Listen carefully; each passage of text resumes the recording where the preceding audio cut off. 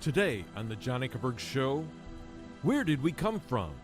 How did we get here? What brought us into existence? In most high schools and colleges, Charles Darwin's theory of evolution is presented as an established fact of science rather than a theory. But today, many leading scientists in their peer-reviewed literature are rejecting Darwin's theory for many reasons. One of the most important being the Kambriyen explosion of animals, where complex, fully formed animals suddenly just appeared in the fossil record with no prior ancestors before them. Why do some scientists believe that these animals present compelling evidence of an all-powerful designing intelligence in the history of life? My guest today is Dr. Stephen Meyer, who received his PhD in the philosophy of science from Cambridge University, as the author of the best-selling book, Darwin's Doubt. We invite you to join us.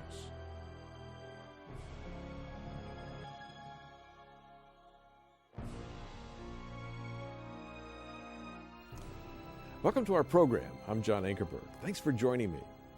Our topic is, why are many scientists today rejecting the standard textbook theory of evolution, known as neo-Darwinism, that we all learn in high school and college textbooks? And where did the problems with contemporary evolutionary theory begin? For the last few weeks, we've been looking at the theory of evolution and the scientific problems confronting it with scientist and philosopher Dr. Stephen Meyer. Dr. Meyer is a former geophysicist who received his PhD in the philosophy of science from Cambridge University. And he's written two best-selling books, Signature in the Cell and Darwin's Doubt. And Dr. Meyer, we're really glad that you're here. And here's your beautiful book, Darwin's Doubt. Tell me, what's the main point of the book? Well, in the book, I describe a doubt that Darwin had about the adequacy of his own theory. And his doubt concerned an event in the history of life known as the Kambriyen explosion. And we've been talking about it in previous episodes. The Kambriyen explosion, again, is the event in the history of life in which the first complex forms of animal life arise very abruptly in the fossil record. And Darwin recognized that this challenged his picture of the history of life because he thought that complex life should arise gradually through a long process of small incremental variation accumulating over time. And instead what we see is the sudden appearance of these major forms of animal life. In the book, I talk about two mysteries. The first mystery is the mystery of the missing ancestral fossils, the ones that Darwin thought should be there to document that process of gradual change, but those are the ones that are missing. And then I talk about a deeper mystery, and that's the mystery of how the evolutionary process would have built these animals. And that mystery, I explain, has become very much more acute because of everything we've learned about the importance of information, in particular genetic information, for building new forms of animal life. And so the book has an overarching argument as well as a story. And that argument is that the theory of intelligent design provides a better explanation for the origin of the information needed to build these Kambriyen animals than any of the current materialistic evolutionary theories or models. Yeah, and I would say that this book really created a storm in the public, all right?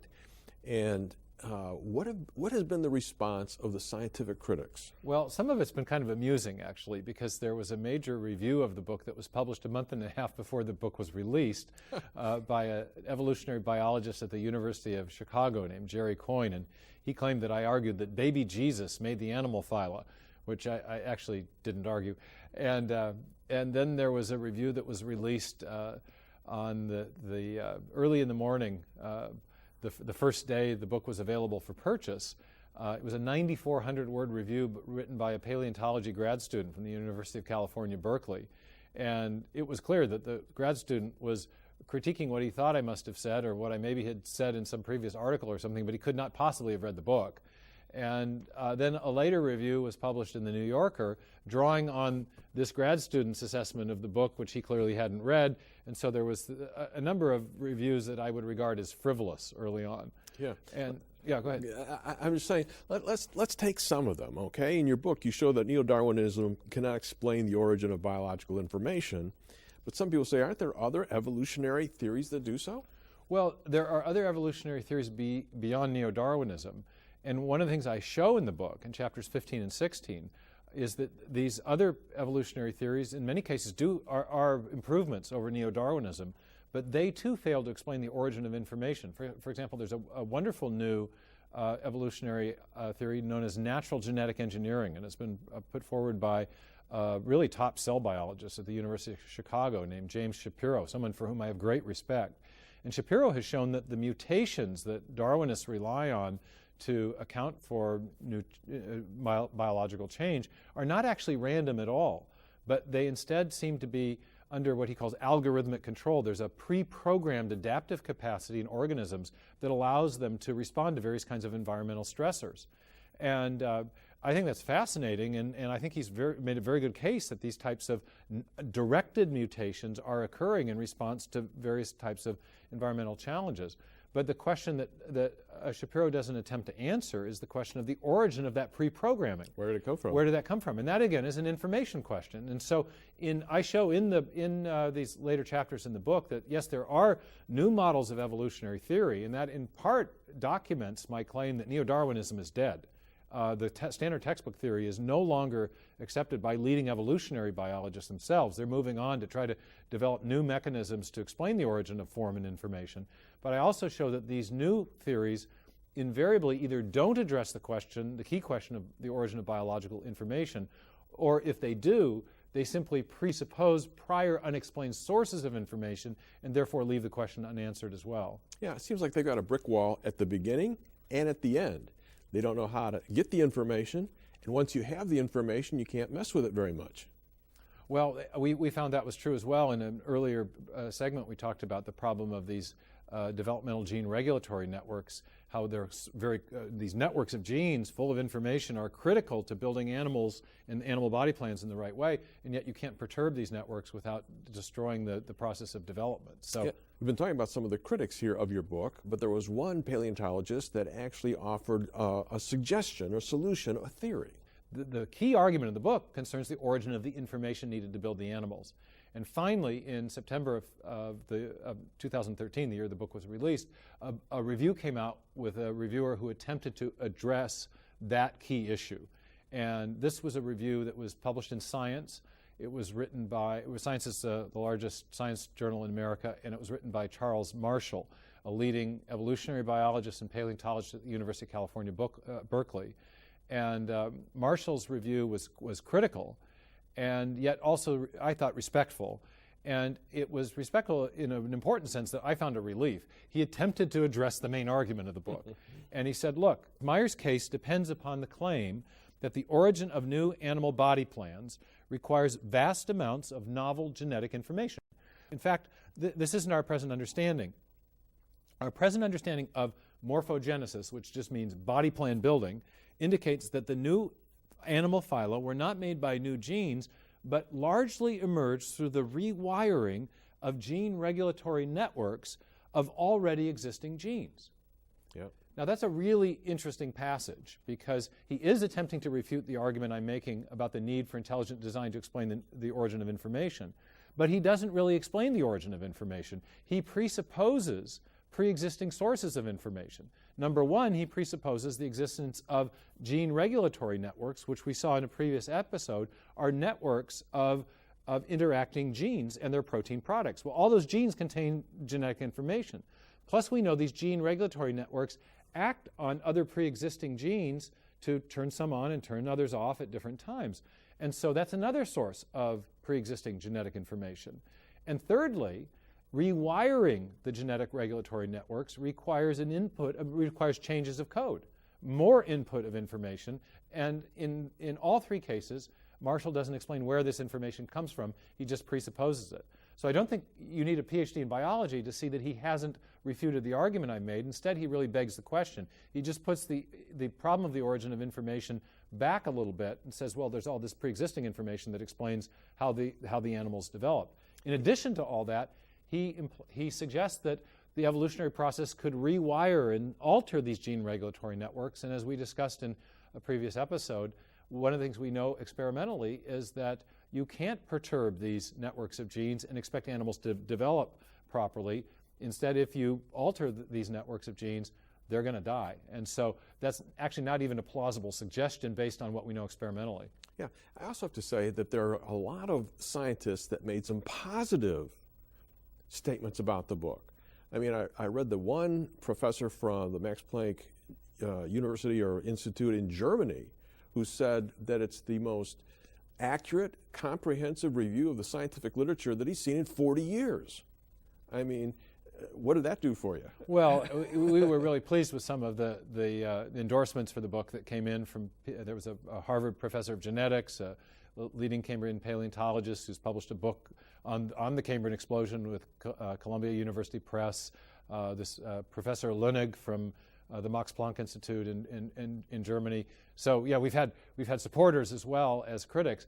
Yeah, let's cruise on with some of the other objections that we hear a lot of times in the popular press, and they'll say that intelligent design is not science. This is a very interesting objection because what you want to know about an idea is whether or not it's true or false. You don't want to know how to classify it, okay? So if we say that there's strong evidence that a designing intelligence acted in the history of life, and someone comes back and says it's not science, that's kind of an odd response. What they ought to say is, no, that's not true. The evidence points in the other direction. And rather than disputing the factual claim as being untrue, people have said, well, no, it's not science. It's religion, or it's philosophy, or it's pseudoscience, or it's something else. And so the first thing I'd say about that objection is it's really not on point. What we want to know is whether the theory is true or not. Now, I would also say there's every good reason to regard the theory of intelligent design as a scientific theory. As we discussed in a previous episode, in formulating the case for intelligent design, I self-consciously used the same method of scientific reasoning that Charles Darwin used in The Origin of Species. And so if you want to say that the theory of intelligent design is unscientific, you would have to say that Darwin's theory of evolution by natural selection, which he justified using an historical scientific method, is also unscientific. So I don't think actually the attempt to classify it as unscientific actually works, but it is kind of an odd claim. The issue is whether intelligent design is true or not. And I think we make a good case that there's good reason to believe that it is providing us the best explanation and most likely to be true. Yeah, tell the folks about what we said last week for those that missed it about looking at Darwin's mentor, Charles Lyell, and then why is this a historical scientific theory? Right, well, the theory of intelligent design and Darwinian theory, or various materialistic evolutionary theories, are both trying to answer the same question. How do these complex forms of animal life arise in the history of life? What caused them to come into existence? So they're both in the past. They're in the past, in the remote past. So they're both causal theories about events that happened in the remote past. And intelligent design is, the theory of intelligent design is affirming or inferring that there was an intelligent cause that played a role in the origin of the information necessary to build these forms of animal life. Neo-Darwinism and other materialistic theories of evolution say the opposite. Those theories are saying, well, an undirected material process produced the form and information that we see arising in the history of the past. These are two competing explanations of the same phenomena. One isn't scientific and the other religious, or one philosophical and the other pseudoscience, or something like that. They're not two different types of things. They're two different answers to the same question. So if one is scientific, the other is also scientific, but providing a competing scientific explanation. Yeah, I think that's something that's very important for people to understand. Let's go back to the point that intelligent design is not a testable theory. I'm thinking more and more that that's not true because you're testing it all kinds of ways. Well, that's right. One of the reasons that people say intelligent design isn't science is they say it's not testable. But they have a very narrow and inappropriate notion of testability, and that is that you must test things in a laboratory under controlled laboratory conditions. But that's not how you test historical scientific theories. Historical scientific theories use a method of reasoning known as the method of multiple competing hypotheses, where scientists propose multiple possible explanations for an event in the remote past, and then they test the credibility of those hypotheses against our knowledge of cause and effect in the present. And that's exactly what intelligent design as a theory does. It proposes an intelligent agent acting to generate information as the explanation for the origin of information that arises in the remote past.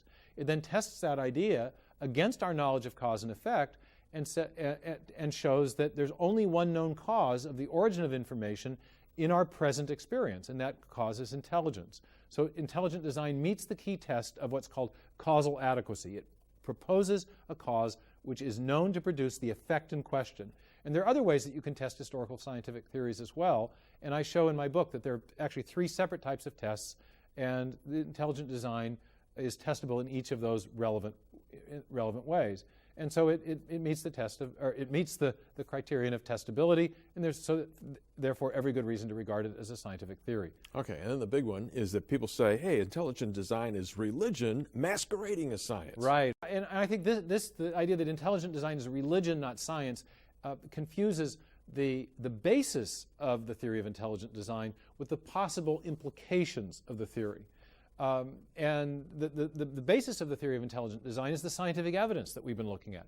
The sudden appearance of the major groups of animals in the fossil record, the evidence of digital information stored in the DNA molecule, and many other classes of evidence that I talk about in my books.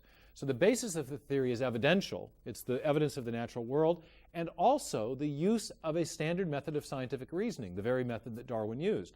So the theory is based on a standard method of scientific reasoning and based on empirical evidence from the natural world. Therefore, it has a scientific basis. It may have larger worldview or philosophical or religious implications, but then again, so does Darwinism. Darwinism has larger implications that support a materialistic worldview, as many supporters of Darwinian theory have noted. And the theory of intelligent design may also have larger worldview or philosophical or even religious implications. If we see evidence of a designing intelligence in the history of life, that's consistent with what the theistic religions have said. They have affirmed that there is a designing agent that's responsible for creating the life forms we see around us, and they affirm that that agent is God. And so while the theory of intelligent design does not prove the existence of God, it affirms a tenet of the theistic religions, which say, yes, there was a designing mind, that mind is God, and so you can say that the theory of intelligent design has implications that are theistic friendly, that affirm a key idea that is affirmed by Jews and Christians and other people who believe in God. So that doesn't mean the theory is based on religion, but rather it has implications that are friendly to religious belief. Yeah, talk about the verse that's over the door at Cambridge University, Psalm 111.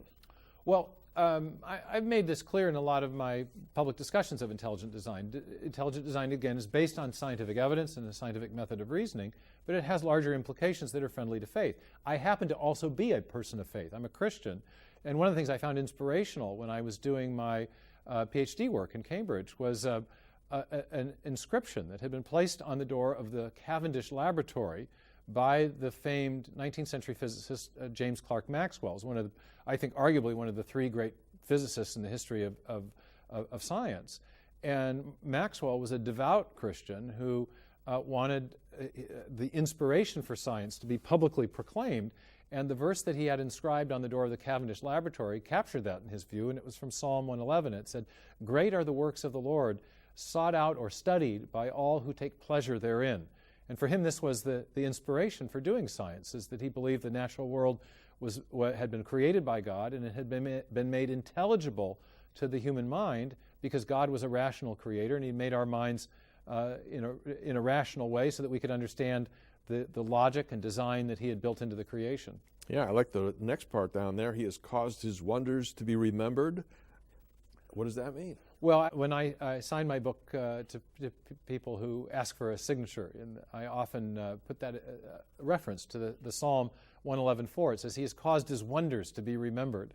And I, again, as a person of faith, find this kind of inspirational, because I think what we're looking at in the preservation of fossils, in our discovery of the DNA molecule, in the cosmic background radiation coming from the early echo of the beginning of the universe, I think we're seeing indications of the activity of the designer who made the world around us, and that we can discover these indications long after the fact of the events that we're studying, I think is pretty exciting. And it's kind of interesting that the psalmist indicated that such a thing might in fact be possible, that God has caused his wonders to be remembered. Yeah, I love it. I want you to say an encouraging word to students who are going through school, grad school, PhD work, and they're in turmoil because of what they're being told on one side about how evolution impacts their faith, and now they're hearing this information. You can remember struggling with these issues. What would you say to encourage them in terms of following the evidence wherever it's going to lead them? Well, I do have a lot of conversations with young scientists, grad students, students in their undergraduate years, and if they're skeptical of Darwinism, or if they have a religious faith, if they are theists of some kind, Jews, Christians, other, they will often feel that that they're the odd man out in their science classes. Many professors hold a naturalistic or materialistic worldview. The professors often think and will say openly that science properly understood supports such a worldview, or many of them are openly atheistic. We'll say, like Richard Dawkins believes that the science properly understood supports an atheistic perspective. And so students in classes with professors who are overtly opposed to any kind of theistic belief will often feel kind of intimidated and feel like maybe they're the person that didn't get the memo. And I think actually that this is a tremendous time to be going into science if you're interested in the big questions, and in particular if you have a theistic perspective, because I think we're seeing evidence of design not only in biology but also in physics and in cosmology. And I think that we often get the opposite perspective. You have the science popularizers are going to say, science supports the new atheism, or science makes belief in God untenable, or things like that. But when you dig into the evidence, I think there's a powerful case for intelligent design. And I personally think that the evidence doesn't just point to a designer generically, but instead there's a powerful case to be made from the evidence in biology, but also in physics and cosmology, for a designer that has the same attributes, the very attributes that Jews and Christians have long ascribed to God. From the biology, I think we see the evidence of a designing intelligence who's acted in the history of life. From the physics, I think we see in what was called the fine-tuning evidence of design from the very beginning of the universe. And in cosmology, I see evidence of a definite beginning to the universe that seems to point to the need for a transcendent form of causation, a cause beyond matter, space, time, and energy. And so when you add all that up, I think there's a very strong case for theism to be made. And you and I have talked about that in a previous series of interviews where I make that case in more detail. So right. I think rather than science properly understood undermining faith, I think it actually provides evidence for faith, maybe not a proof in the logically certain sense, but I think strong evidence that is very friendly to theistic belief. So I think it's a wonderful time to be a person of faith and a person who's interested in the natural world. And so I would really encourage students to get into science and also find out the other side of the argument. They're often, the universities are still dominated by a class of professors who are typically going to be more of a naturalistic or materialistic mindset. But there are a lot of really good scientists and philosophers of science who are looking at the questions in a different way and who are making a case for a more theistic-friendly understanding of science. And so dig in. It's an exciting time to be interested in these questions. Yeah. Dr. Meyer, I just got to conclude this program by saying a personal thank you to you for flying all the way from Seattle to come and do this program with us, for all of the time that you have studied. You've written these huge books that have had an impact on scientists around the world, and I just appreciate you coming here and sharing it with our audience. And folks, if you would like to have all of the 8 programs that we've done with Dr. Meyer, if you'd like to have Darwin's Dilemma, the movie, the clips we've been showing you, and if you would like to know a little bit more about this, go to our website or stay tuned. We'll tell you right now how you can get this.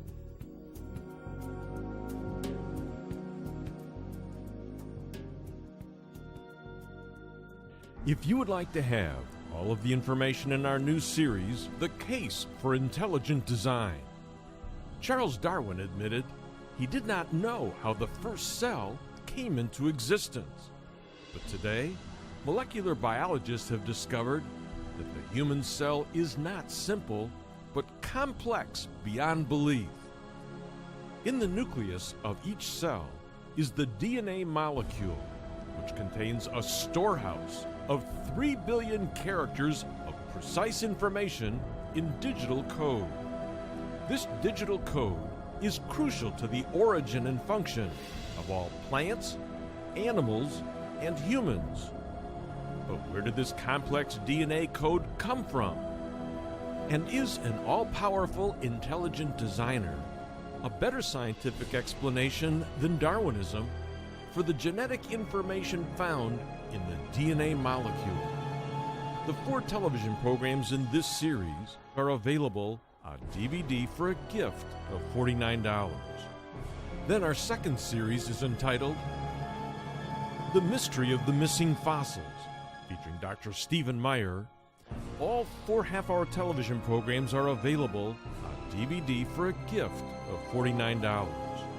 You will see the astonishing evidence that has led scientists to conclude that fully developed, complex animals suddenly appeared on Earth during the Kambriyen age and had no prior ancestors, and why this fossil evidence goes directly against Charles Darwin's theory of evolution. Why an all-powerful, intelligent designer is a better scientific explanation than Darwinism for the sudden appearance of fully formed animals in the fossil record. The 4 important programs in this series are available on DVD for a gift of $49. And then third, we are making available the documentary movie Darwin's Dilemma, which will transport you by state-of-the-art computer animation back in time to one of the great mysteries in the history of life, the geologically sudden appearance of dozens of major complex animal types in the fossil record without any trace of the gradual transition steps. You will learn of the vast intelligence God used in meticulously creating and designing the first animals. This documentary movie is available on DVD for a gift of $30. And finally, if you wish to order all 3 of these items together, that is both television series plus the documentary movie Darwin's Dilemma, they are available together in a special package for only $100. And to order now, you may call 1-800-805-3030. That's 1-800-805-3030. Or you may order these programs now at our website at jashow.org.